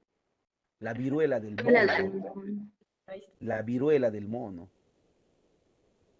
que es altamente contagiosa y que tiene una mortalidad del 10%. Entonces quiere decir que cada 100 personas que le dé esta enfermedad, existe una alta probabilidad que 10 mueran, ¿no? De cada 100 personas, existe la probabilidad de que 10 mueran. Y sobre todo afecta a los niños, ¿no? A los menores. ¿Ve? Entonces, a ver, vamos a ver si esto lo podemos controlar ya. Que lo que han hecho los países en el mundo cuando apareció el COVID es eso, ¿no? ¿Por qué el COVID se expandió por todo el mundo y nos llegó a dar inclusive acá, lo que estamos en Huánuco, pese a que desde el lugar donde se originó, que es Wuhan en China, mm, y era casi, pues, o sea, nadie iba a pensar que iba a llegar pues, hasta el Perú, ¿no? A Huánuco. ¿Eh? Pero esperemos que lo controlen en su momento. Yo, como les digo, yo lo único que puedo decirles es que después de todo esto, lo que viene para el mundo, si es que no empezamos a tener conciencia en el uso de nuestros recursos, en el uso del medio ambiente, vamos a tener más problemas. Y eso es triste. Al menos yo no quisiera volver a estar encerrado, como lo que pasó en el 2020, ¿no? Nos encerraron, ¿no? Nos quitaron la libertad, pero era necesario. era necesario, ¿no? Los domingos, estar ahí sin salir de la casa. Y hemos aprendido a tener más vínculo familiar. Yo al menos sí aproveché la pandemia. No me estresé como algunos. Algunas amistades me dicen, verla todos los días a mi esposa a las 24 horas, no sabía ya qué hacer. Quería cambiar de cara, decía, ¿no? Pero yo sí valoré bastante, ¿no? Quizás antes de la pandemia solo paraba en el almuerzo y en la cena y un poco en la noche en casa, porque más nos dedicábamos a estar fuera de casa, pero con esta pandemia hemos valorado más la familia, ¿no? Hemos fortalecido el vínculo, al menos yo, vínculo de pareja con mi esposa, vínculo familiar con mi hijo. Esta es una casa multifamiliar, es la casa de mis padres, vínculos más fuertes con mis padres, con mis hermanos que viven también en esta casa y eso me ha servido bastante, ¿no? Yo al menos no he estado estresado, no he estado estresado, no he estado enfermo por querer salir a la calle, ¿no? Y cuando ya se empezaron a flexibilizar las medidas, salimos con los cuidados. Hasta ahora, siempre cuando salimos a la calle, alcohol, la mascarilla, porque por más que nos hayamos vacunado las 3 dosis, por ahí nos va a volver a dar el COVID, pero ya no pues a matarnos, ¿no? Nos va a volver a dar el COVID, quizás con síntomas un poco más leves, ¿no? Pero ha sido necesario, o sea, lo que yo sí no he estado de acuerdo con el gobierno, al menos cuando Vizcarra estaba presidente, es de cómo ha querido ayudar a la gente, ¿no? Eso de los bonos, y no lo digo porque no me ha llegado ninguno, a mí me preguntaban, ¿hoy te llegó el bono? Nada, de repente debo ser millonario, ¿no? Por eso no me ha llegado el bono. Y lo que yo sí he visto es que han querido luchar la pandemia como si estarían luchando contra la pobreza, ¿no? Y para mí eso no ha sido una buena solución, ¿eh? No ha sido una buena solución. Eh, y acá viene un tema muy, muy, muy, muy particular que yo quiero mencionarles, ¿no? La gente, yo a veces no nos entendemos los peruanos, de verdad. Cuando no había vacunas, ese presidente no vale para nada, miren, todos los países ya están vacunando su primera dosis, nosotros nos vamos a morir. Ha llegado las vacunas, la Pfizer, la Sinopharm, la Moderna y todas las demás. ¿Y qué empezó a decir la gente cuando empezaron a vacunar? Que esa vacuna es agua, que esa vacuna no vale, que está bien por La aquí, marca que del su diablo, decía. efectividad, que es el chip, que es la marca de la bestia, que en 2 años nos vamos a volver muertos vivientes. No sé, ¿cómo le hacemos entender a la gente? Y hasta el día de hoy hay gente que no se ha puesto ninguna dosis, ¿ah? Ninguna dosis. Entonces, o sea, ¿cómo nos entendemos? Primero decimos que no hay vacuna. Y ahora que hay vacuna hasta para regalar, porque ustedes saben que las vacunas tienen tienen fecha de vencimiento. Y aquellas vacunas que han estado a punto de cumplir su fecha de vencimiento, le hemos tenido que dar a los países africanos, le hemos regalado, le hemos donado a los africanos. ¿Eh? ¿Por qué? Porque se iba a perder esa vacuna que muchos países hasta el día de hoy lo solicitan, ¿no? Pero bueno, somos peruanos. ¿Quién nos entiende? ¿Quién nos entiende? La verdad, no, ¿quién nos entiende? Una cosa, pero para analizarlo, ¿no? Ya, yo al menos sí tengo mis 3 dosis sagradas en mi casa, mi esposa también, mis padres. Al inicio mi esposa estaba un poco en duda, pero al final le pude convencer y dijo que era necesario que se vacune. El único que no tiene vacuna es mi pequeño, que tiene menos de 5 años, tiene 3. Y yo estoy esperando que cumpla o que llegue ya la vacuna pediátrica, ¿no? Para los menores de 5 años. Y de seguro que yo lo voy a hacer vacunar a él, ¿no? Lo hace vacunar él. ¿Por qué? Porque está protegidos, pues, ¿no? Con el tiempo vas a ver en tu botiquín, así como tienes paracetamol, ibuprofeno, alcohol y una serie de medicinas, igualito vas a tener que tener tu pastilla, tu vacuna, tu jarabe contra el COVID. ¿Eh? Oye, sí, lo que dice acá su compañero es cierto, ¿no? En las plazas, en los centros comerciales, pobres enfermeras en pleno sol diciendo, vacúnense, por favor. Acá está la Pfizer, ya llegó la Sinopharm, Moderna, miren, ¿no? Pero así las personas no hacen caso. Bueno, estamos en el Perú. Está de sitio, se da en caso de invasión, de guerra exterior, guerra civil o peligro inminente que se produzca. Y bueno, pues no debe exceder de 45 días el estado de sitio. Su prórroga necesita ya no de los ministros, sino del Congreso. Y respecto al estado de emergencia, casi no se suspende ningún derecho desde el inicio, ¿no? Ahora, no se suspende ningún derecho, pero quien garantiza la seguridad cuando hay estado de sitio es las Fuerzas Armadas, la Marina, el Ejército y la FAP, ¿no? La última vez que en el Perú se dio un estado de sitio fue en el 2005, cuando Toledo todavía era presidente, y 6 provincias peruanas, sobre todo del Brain, habían sido atacadas por Sendero Luminoso, ¿no? Entonces, el gobierno decretó estado de sitio en estas 6 provincias y las Fuerzas Armadas se trasladaron, ¿no? Para garantizar la seguridad de las personas. ¿Ve? Entonces, con esto hemos terminado todo lo referente al capítulo 2. No sé si hubiera alguna pregunta al respecto. ¿Ha quedado claro, chicos? ¿Sí? Sí, profesor. Muy bien. Entramos al tercer capítulo, o al tercer, sí, al tercer capítulo, lo que son los problemas de convivencia, ¿no? ¿Y qué van a ser los problemas de convivencia? Hechos que ocasionan el desequilibrio de la convivencia y la paz, y que esto básicamente va a ser originado pues por aspectos sociales, culturales, económicos, políticos o de cualquier otra índole. Hablar de cuántos problemas tiene el Perú es hablar de casi una lista muy grande, ¿no? Pero vamos a ver solo 4 problemas de convivencia. El primero, la discriminación, que etimológicamente proviene de la palabra latina discriminare, que significa excluir. Discriminar es excluir. Ahora, ¿cuál es la definición más acertada de este gran problema? Dar un trato de inferioridad a una persona por diferentes motivos. Eh, a ver, eh, por eso les digo, yo no me molesto con sus preguntas, chicos, pero miren, estamos en otro capítulo, ¿ya? Por eso les pregunto a cada rato, ¿han entendido? ¿Ha quedado claro? Y ustedes me dicen que sí. ¿Eh? Entonces, yo cuando ya estoy en otro tema, volver a lo que ya hemos explicado, a lo que yo les he preguntado si habían entendido, a veces es no avanzar. ¿Ve? Me están preguntando qué es la acción popular. Les he puesto el ejemplo del decreto supremo del 2020 cuando te impedía o el banco informaba a la SUNAT sobre los depósitos. Les he puesto el ejemplo. Por eso les digo, ha quedado claro, me han entendido, preguntas, y cuando yo estoy en otro tema, cuando usted me pregunte en lo que ya se ha avanzado, no les digo que no les voy a responder, pero a veces es retrasarse. Pregunten en su momento, chicos. Yo no tengo problemas de sus preguntas. Pero de algo que ya se avanzó, a ver, Erika, te he puesto así de fácil. La acción popular es cuando las normas con rango inferior del triángulo que hemos puesto, normas del nivel 3 y del nivel 4, quieren estar por encima de la ley o la constitución. En el ejemplo claro, ¿qué te he dicho? El decreto supremo, que es un decreto de carácter general del nivel 3, vulneraba la constitución en cuanto al secreto bancario.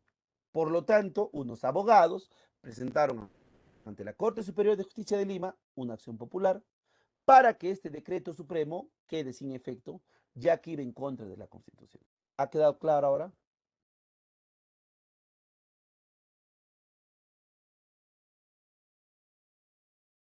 Listo. Entonces, a ver, les estaba hablando de la discriminación, ¿no? Ya. A veces eso pasa, ¿ve? Estamos siguiendo por un tema y ya nos hacen perder la relación. La discriminación es básicamente dar un trato de inferioridad, o sea, creerse superior a otras personas por diferentes motivos. Puede ser color de piel, sexo, edad, condición política, económica, cultural, etcétera, etcétera, etcétera. Esa es la discriminación en un sentido más claro respecto a su definición. Ahora, ¿qué nos dice Wilfredo Ardito Vega, abogado, defensor de los derechos humanos? Que la discriminación es un fenómeno presente en muchas sociedades humanas, pero que en el caso de Perú tiene una serie de características que lo convierten en un fenómeno mucho más complejo. Al respecto, ¿qué podemos decir? Que discriminación va a haber en todo el mundo. No hay ningún país, así te lo digo, que no tenga problemas de discriminación. Todos tienen problemas de discriminación, ¿sí?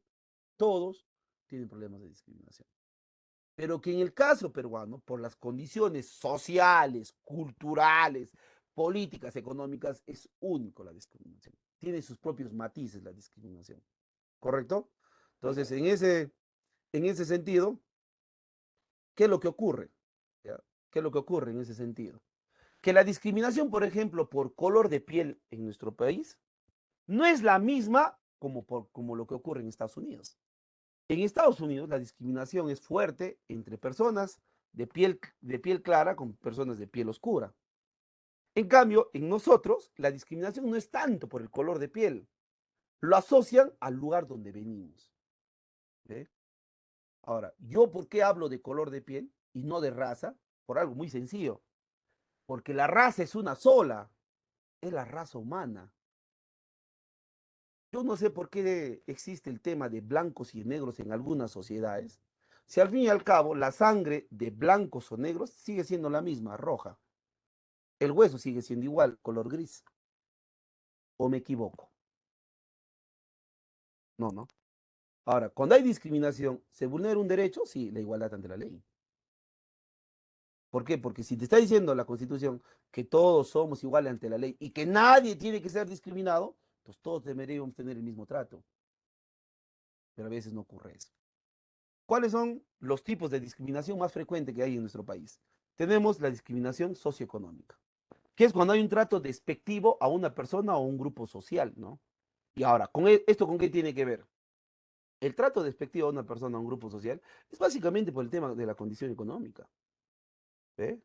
Existe complejos de superioridad porque aquellos que tienen ciertos ingresos más que otros, ¿ve? Pues sí, eso está mal, pues. Eso está mal. Como yo digo, tú puedes vivir, no quiero caer de,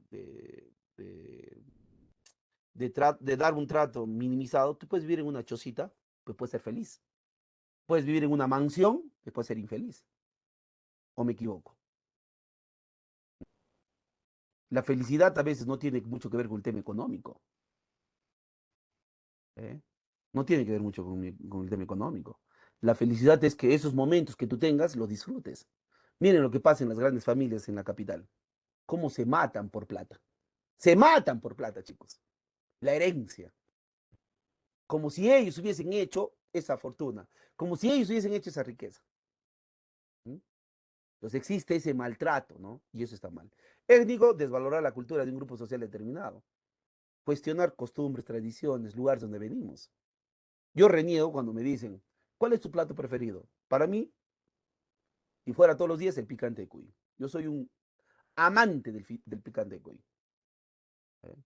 Al menos una vez por semana o cada 15 días, siempre tengo que comer cuisito. A mí me gusta. Pero la gente que a veces no conoce, no sabe, ¿qué me dice? Estás comiendo rata. Y cuando me dicen estás comiendo rata, ¿saben qué yo les respondo? ¿Y tú has comido rata?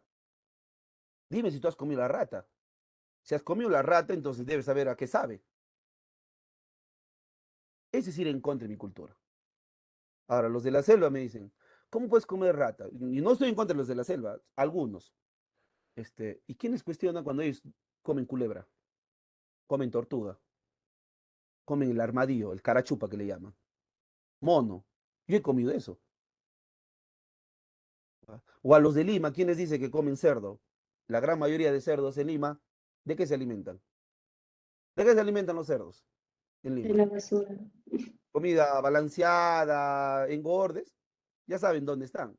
Entonces, ¿por qué cuestionar algo que puede ir en contra de tu cultura? Esa es discriminación. Esa es discriminación, ¿ve? Uno tiene que ser respetuoso. ¿Ve? El hecho de que tú seas de un lugar diferente no hace que seas más que el otro. Equivocados a veces estamos. Laboral, dar un trato de inferioridad, un maltrato por la capacidad de desempeñarse en el ámbito laboral, ¿no?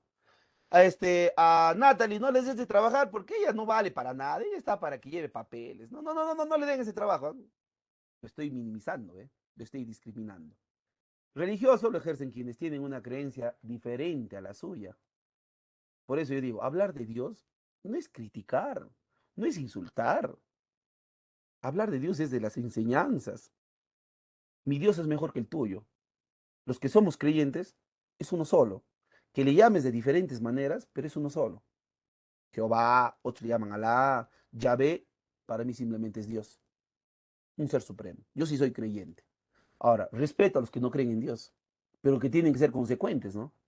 Yo a veces me río de aquellos que dicen o se jactan de ser ateos y cuando hay un temblor está, Diosito, por favor, mi casa recién he construido.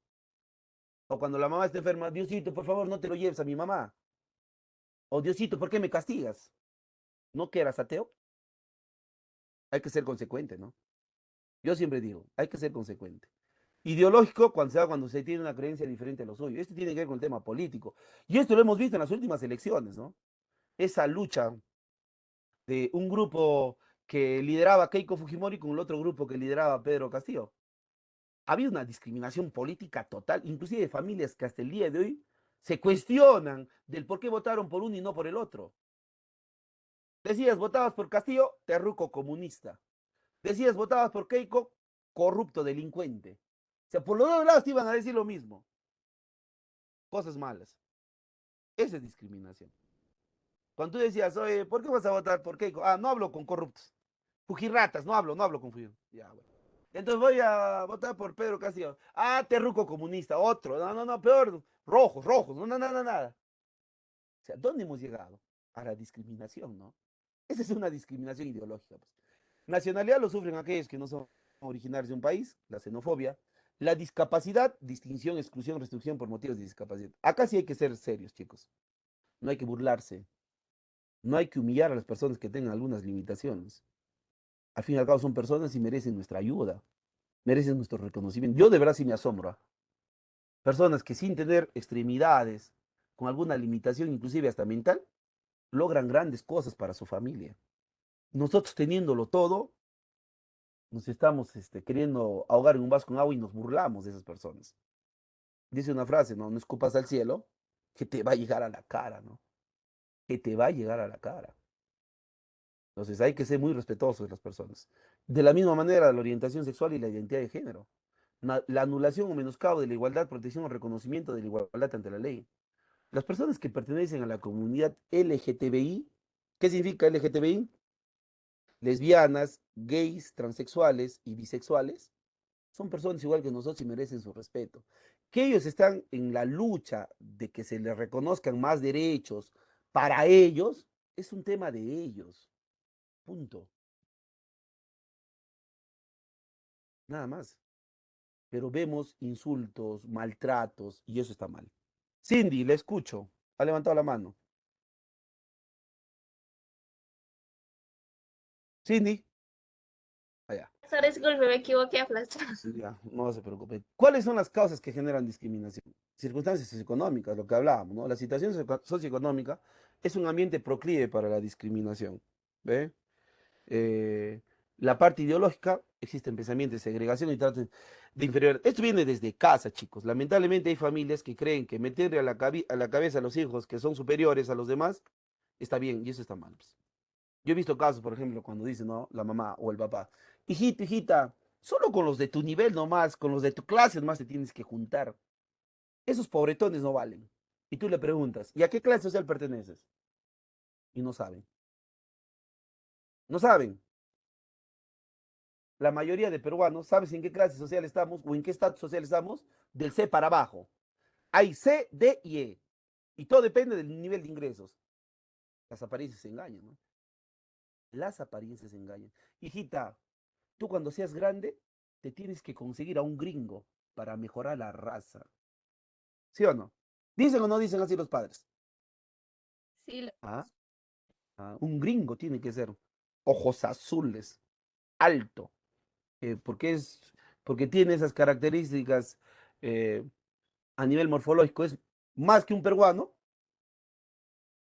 No, Ahí viene, ahí viene el gran problema del pensamiento de creerse superior a los demás. Miedo en el caso que un grupo de poderosas personas practique la discriminación con frecuencia. Miedo a qué? Aceptar que hay personas mejor preparadas que nosotros, aunque nos cueste.